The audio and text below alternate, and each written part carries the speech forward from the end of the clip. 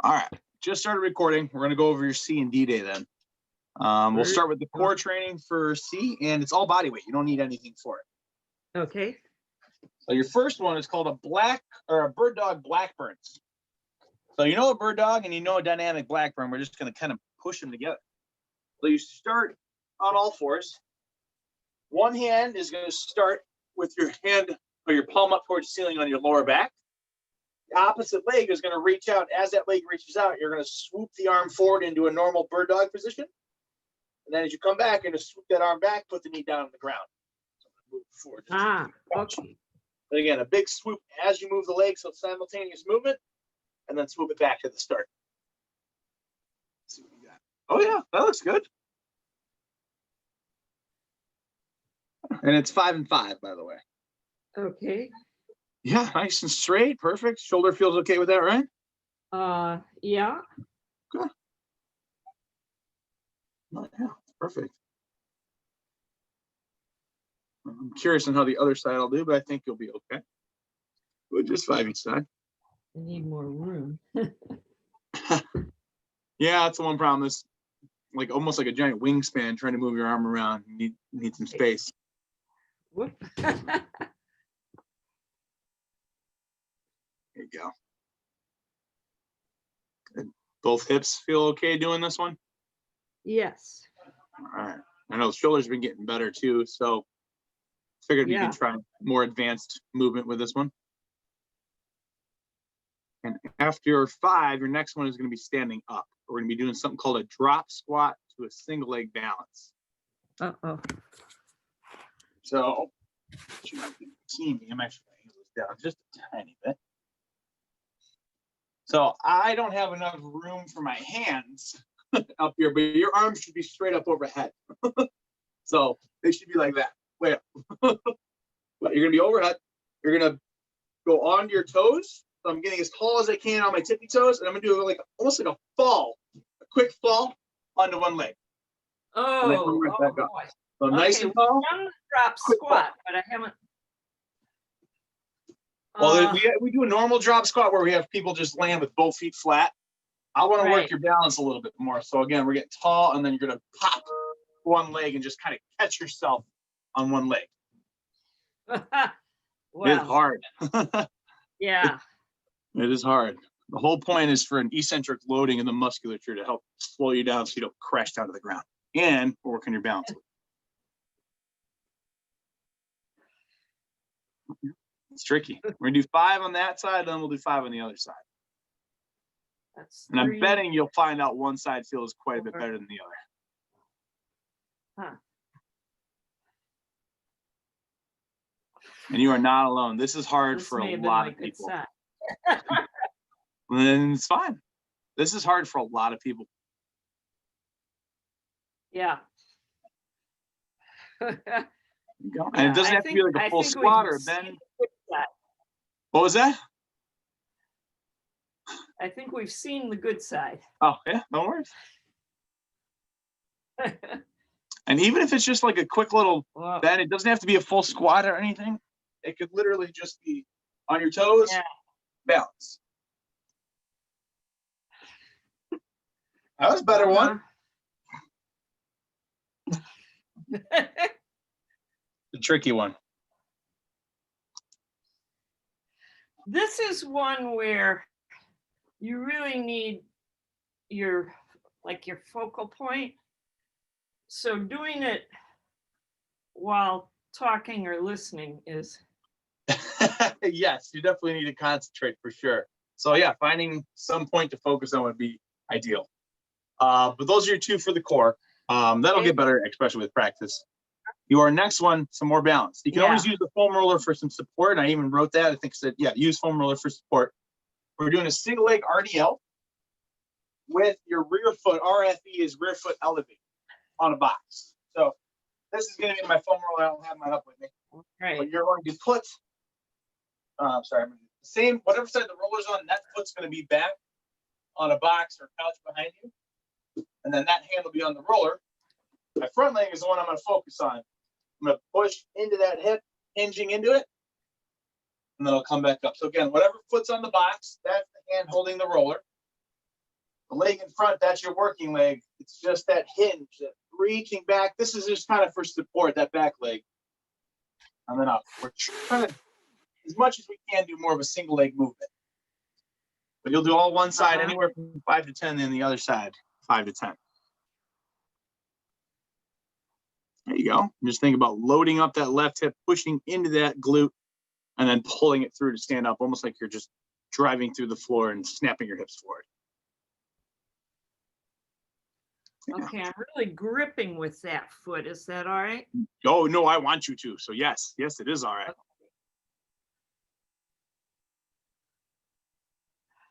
Go. Good. After you do 5 to 10, then make sure you stay even. We'll do the same thing on the other side. I'm just going to do 5 today. Yeah.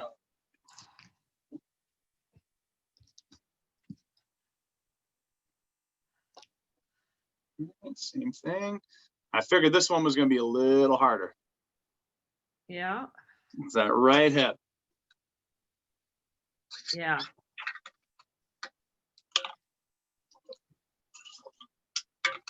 Perfect. This is going to take some time, but I really want to, if you notice, there's quite a bit of single leg stability stuff for you. Yeah. Yep, that is always good. Okay, that was 5 each. All right, next one, I don't even think you need me to demonstrate. It's elevated push-ups. I just want your hands on some kind of riser box or whatever. You just want to bust out some push-ups. I give you 5 to 10. But the lower you go, the better it is. When you start feeling comfortable, do them on the floor if you can. It just depends on how that shoulder feels. So, yeah, so I can 5 to 10 progress to lower step. I'd rather you do a harder 5 than an easier 10, if that makes sense. Yeah. Okay. So, okay, I'm just going to do a quick.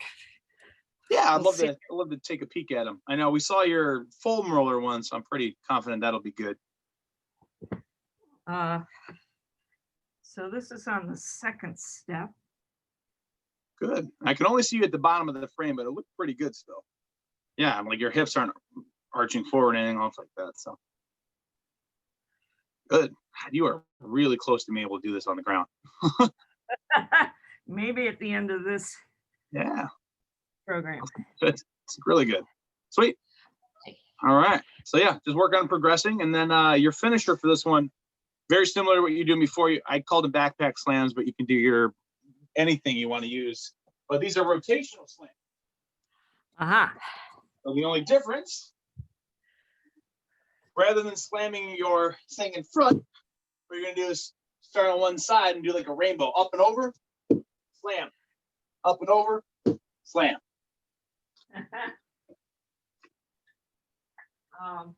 The big key to that, by the way, is to pivot your feet. A lot of people just kind of like twist their back side to side and not spin the foot. So I want to make sure that foot pivots as you slam. So you start in a pivot. Yep, I'll start pivot on one side, and I'll go up and over, pivot again, slam to the other. Up and over, pivot, really slam to the other. Always pivoting as you rotate.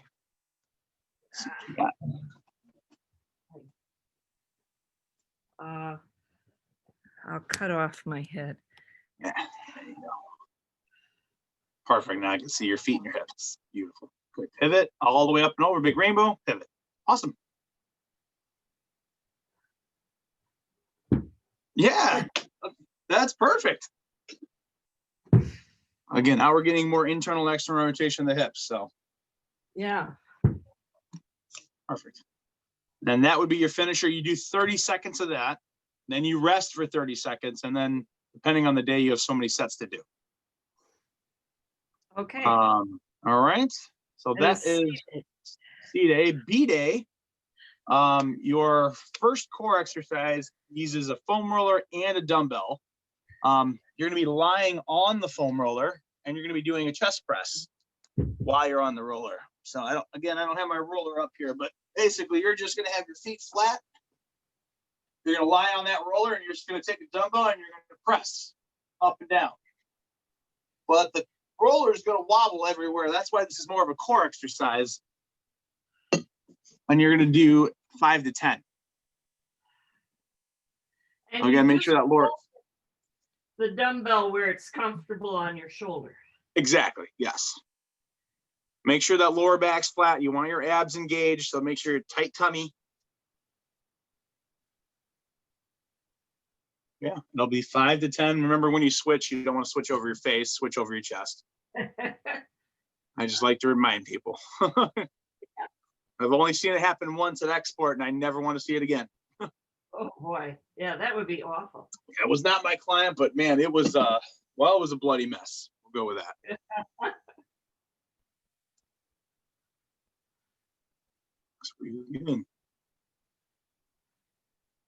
Okay, that's 5 each at 15.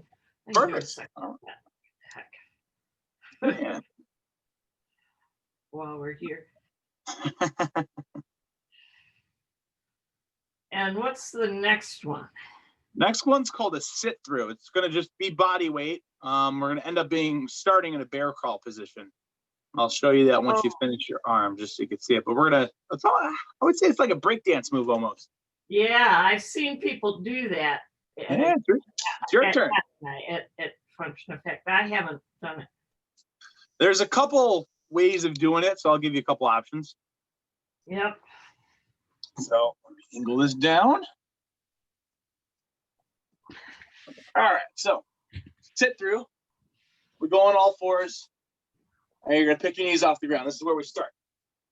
First position you can do is just kind of sweep the leg through and get your hips as high as you can. You can even touch the ground a little bit, and then you can come back. And you can just alternate the leg that sits through back and forth. That's the first progression. So that's more of a step through. Yes. That's a better way of saying it. Once you start feeling comfortable, you can, if I'm kicking my right leg through, my left hand will lift up, and then I can bridge up a little higher. That's a full sit through, and I'm putting this foot on the ground still. And then I would come back, and then I would lift my leg up, other hand, put the foot on the ground, hips up towards the ceiling, back and forth. Okay. There you go. Yeah. And then you would come all the way through, and then you would do the other side. Now your goal is that leg that swings through. It's harder than it looks, but your goal is to get your feet flat when you get through. Easier said than done. Yeah, and this one has the potential to mess with my shoulder. Yes, and that's why I want to keep the feet flat, because there's a version where you don't even touch this foot to the ground. Oh, yeah, I'm not ready for that. Yeah, so all I do is want to lift up the foot, put the foot on the ground, and back and forth. That's it. Don't worry about opening up too much. Just think about sitting through and opening up. Like right there is perfect. I don't need you to open up towards the ceiling. I just need you to open up a little bit. Yeah, I think I should do a few weeks of this. Perfect. Before I try and progress it. Yeah, that'd be a good way to kind of start. So that's your sit throughs. That's only 5 each side once you get it going, which I think you did more than that. Okay. All right. Then you have a single leg squat to box with band assistance. So we'll need a box and a band that's hooked up in front of you when you are done with taking that note.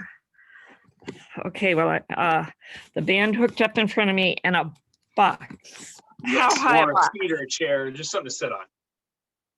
Oh, okay. And I don't know if you only have one band, right? Only one tied up. Yeah. Okay. Yeah. Well, if you need more assistance, you can always tie up another band, but you should be okay with what you've been doing.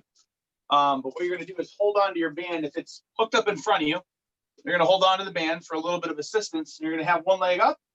And I want you to try to squat on the box with one leg and try to stand up with one leg now. So we worked on eccentric, worked on a stagger. Now you're going to work on pure single leg, using that band for a little bit of assistance to sit and stand. Okay, and Oh, my husband sweat all over the rug, like damp spots on the rug. This is probably going to be your hardest one I gave you this day in general, and you can hold on with 2 hands if you want. And are you alternating, or you're doing one side first? All one side, 5 and 5.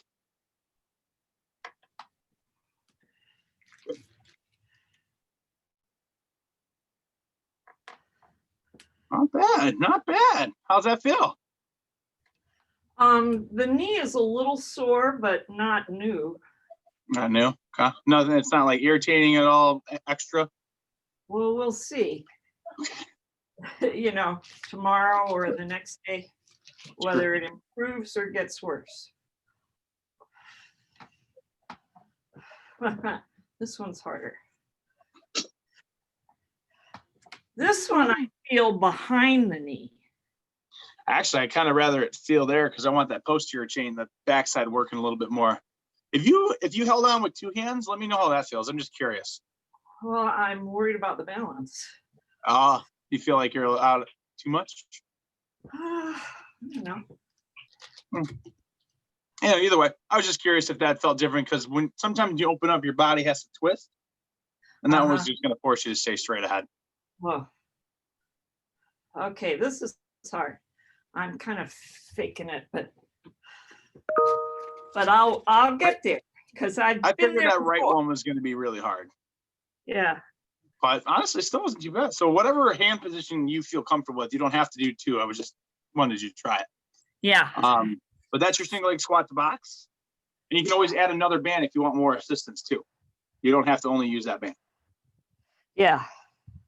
And your second move is a 3-point staggered Ipsy dumbbell row. So you need 1 dumbbell. And a normal 3-point, your feet would be even, but since we're staggered, 1 foot's going to be in front, 1 foot's going to be behind. And since it's an Ipsy row, the leg that's back, that's the hand on the bench this time. And then the leg that's forward, that's the arm that has the dumbbell, and you're going to row in. I'll switch so you can see a little better. But again, back leg is the hand on the bench. The forward leg is the hand with the dumbbell. So you can see. And then you're just going to row in that position. Eventually, this is going to lead us to do more of a bird dog row, but I wanted to work this first. So, wait a minute. Yeah.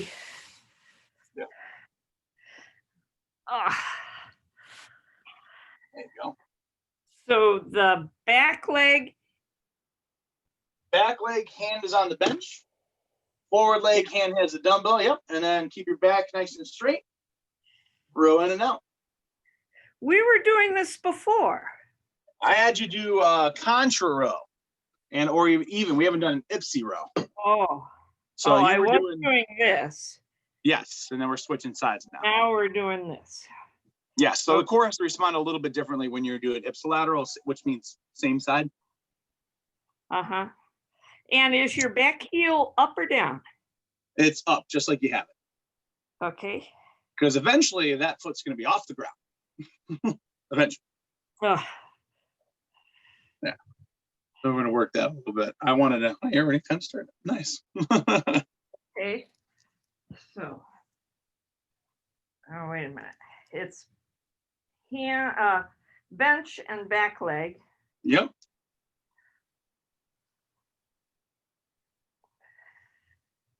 There you go. Oh, yeah. Pretty good.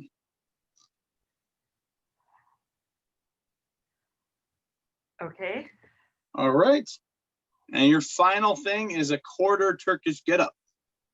So you can do this with dumbbells or without. It's always good to kind of start without it initially. Right. To review a quarter Turkish get up, got to start on the ground.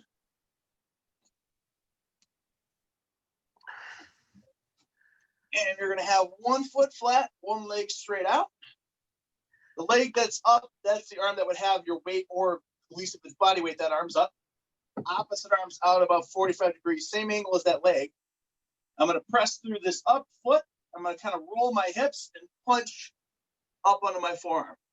And that's it. And then I come back down nice and controlled. So I'll show you And different angles. you're not taking your hips off the ground. They're rolling, but you're Yep, still I'm on just the kind of ground. pushing through this foot, rolling, and then getting onto this forearm. And that's it. I'm not extending, I'm not bridging, I'm not anything. I'm just rolling onto the forearm and then control the roll back down. So up and up. Can you see me? Yep, up and up. Yes, it can. This is here. Mm-hmm. Is your straight leg out a little bit? Yes, it should be, both your leg and your arm should be about 45 degrees away from you. Right around there.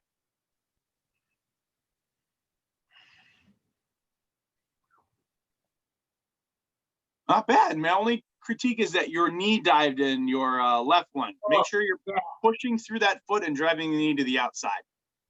Yes, there we go. And it would be 3 to 5, by the way. Well, that's 3. You know? Boy, I really feel that right in here. Oh yeah. Um, It's probably because a little bit you want to lift that leg. That leg should honestly be pushing down. It's really hard to say that or to do that. It's easy to say it. But your feet shouldn't leave the ground. That right leg, in this case, the one that's up, should be the working leg. And you're pushing through the foot and driving the knee to the outside. Don't let that knee collapse in. Yeah, there we go.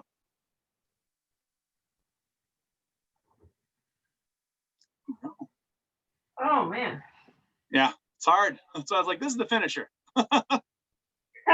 I'm finished. I really feel that right here in what in yoga they call your hip creases. Yeah, well, I'm okay with that. I wanted to work the hips and the core, so I'm glad you're feeling it. Yeah. Any questions before I stop the recording for you? I don't think so. I just got to write down about push that knee out. All right. Let me stop that for you then.